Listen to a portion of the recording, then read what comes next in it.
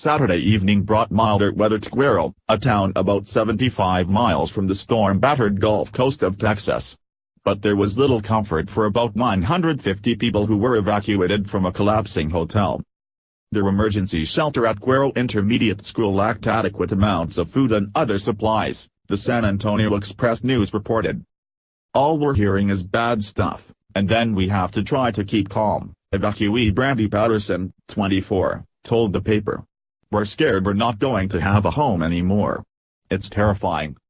Hurricane Harvey, which made landfall in Texas late Friday, was downgraded to a tropical storm Saturday, but emergency response officials were warning residents not to let down their guard. "The storm is not gone," spokeswoman Cindy Smith of DeWitt County's Emergency Operations Center told the Express News. "We'll continue to get rain and winds for the next 48 hours. The prospect of more trouble for Southeast Texas had cities and towns doing their best to minimize fading Harvey's residual impact. Areas along the surging Guadalupe River were being evacuated, while Cuero instituted a curfew, with everyone off the streets from 9 p.m. to 6 a.m., the newspaper reported. Along the Texas coast Saturday, residents who fled in advance of Harvey returned to find homes and businesses destroyed, and streets littered with telephone poles, downed wires, street signs, RVs, house siding, and even roofs that had been ripped off in one piece. Harvey made landfall between Port Aransas and Port O'Connor at 10 p.m. Friday.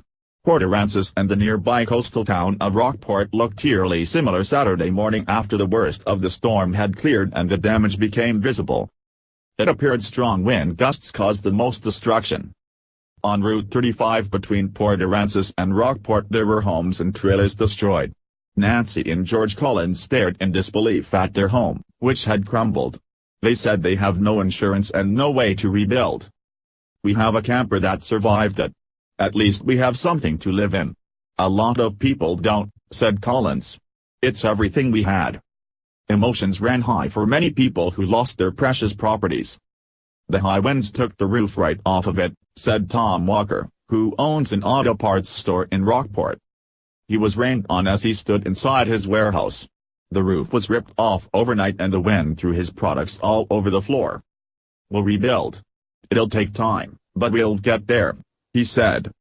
Walker didn't expect the storm to be so strong. He stayed in his house and said all night the wind was pushing the doors, and trees were falling left and right. "If another storm comes I'll get out of town," he added. Don and Misty Kimbrough walked through their business to find inventory lists for an insurance claim as pieces of their ceiling fell down around them. Their roof was compromised by the storm and inches of water poured inside. "Most of the merchandise looks like it's ruined. It got wet once we lost some of the roof, not all of the roof," said Don. Don isn't sure if he'll be able to open his business again. He was choked up thinking that this might be the end of the store where he's made a living for the last 26 years. "We've had this building since 1969.